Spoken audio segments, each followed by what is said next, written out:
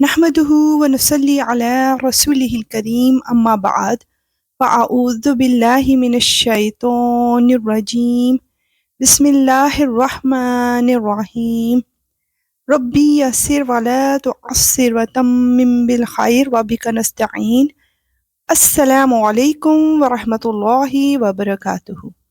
تو آئیے دیکھتے ہیں کہ آج اللہ سبحانہ و تعالی ہمیں اپنی قرآن پاک کے ذریعے، اپنی سچی کتاب کے ذریعے کیا سکھا رہا ہے، کیا سمجھا رہا ہے۔ سورہ جاسیہ کی آیت 16 to 17 میں بنی اسرائیل کی بد نصیبی کو ظاہر کیا جا رہا ہے، اور ہم نے بنی اسرائیل کو کتاب اور حکومت اور نبوت عطا کی تھی، اور انہیں پاکیزہ چیزوں کا رزق دیا تھا، اور انہیں دنیا جہاں کے لوگوں پر فوقیت بخشی تھی، اور انہیں کھلے کھلے احکام دیے تھے۔ اس کے بعد ان میں جو اختلاف پیدا ہوا وہ ان کے پاس علم آ جانے کے بعد ہی ہوا، صرف اس لیے کہ ان کو ایک دوسرے سے ضد ہو گئی تھی۔ یقیناً تمہارا پروردگار ان کے درمیان قیامت کے دن ان باتوں کا فیصلہ کر دے گا جن میں وہ اختلاف کیا کرتے تھے۔ بے شک یا رب العالمین، ضد بہت بری برائی ہے، تو ہمیں اس سے اپنی حفاظت میں رکھ۔ اب آیت 18 to 20 میں مسلمانوں کی آزمائش ہے۔ پھر اے پیغمبر، ہم نے تمہیں دین کی ایک خاص شریعت پر رکھا ہے، لہٰذا تم اسی کی پیروی کرو، اور ان لوگوں کی خواہشات کے پیچھے نہ چلنا جو حقیقت کا علم نہیں رکھتے۔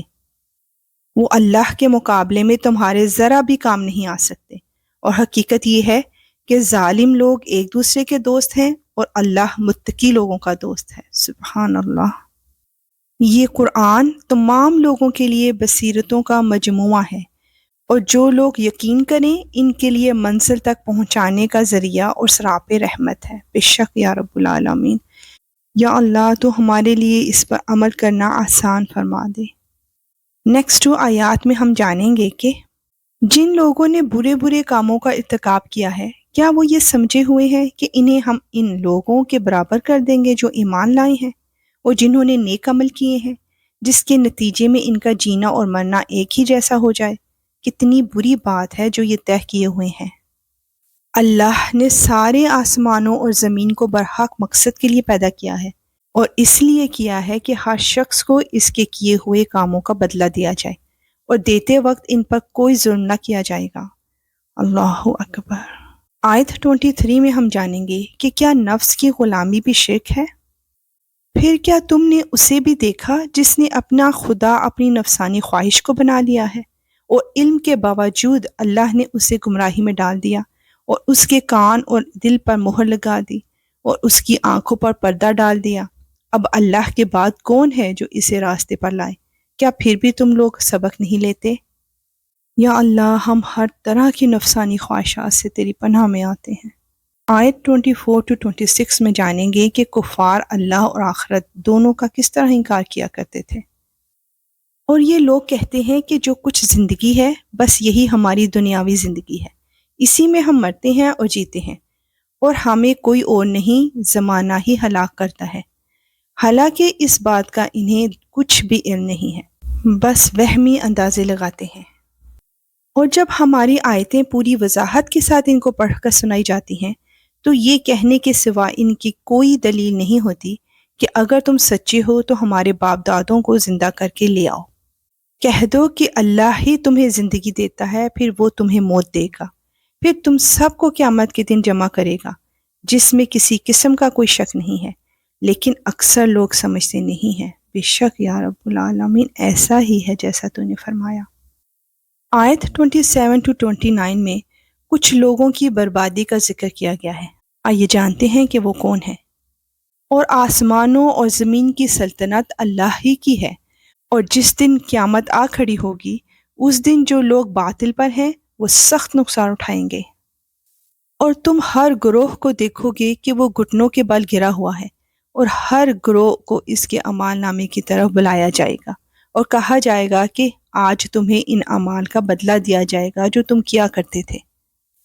یہ ہمارا لکھوایا ہوا دفتر ہے جو تمہارے بارے میں ٹھیک ٹھیک بول رہا ہے۔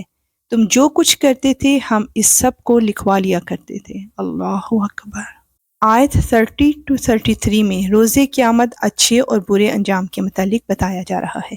چنانچہ جو لوگ ایمان لائے ہیں اور انہوں نے نیک عمل کیے ہیں، ان کو تو ان کا پروردگار اپنی رحمت میں داخل کرے گا، یہی کھلی ہوئی کامیابی ہے۔ رہے وہ لوگ جنہوں نے کفر اپنا لیا تھا، ان سے کہا جائے گا کہ بھلا کیا تمہارے سامنے میری آیتیں نہیں پڑھی جاتی تھیں؟ پھر بھی تم نے تکبر سے کام لیا اور مجرم بنے رہے۔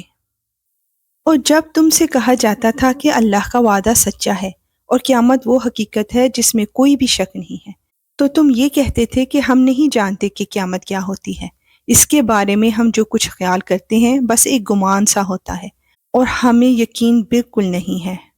اور اس موقع پر انہوں نے جو اعمال کیے تھے ان کی برائیاں کھل کر ان کے سامنے آ جائیں گی، اور جس چیز کا وہ مذاق اڑاتے تھے وہی ان کو آ گھیرے گی۔ اللہ اکبر۔ آیت 34 to 37 میں مجرمین کے لیے حسرت ناک بیان آیا ہے۔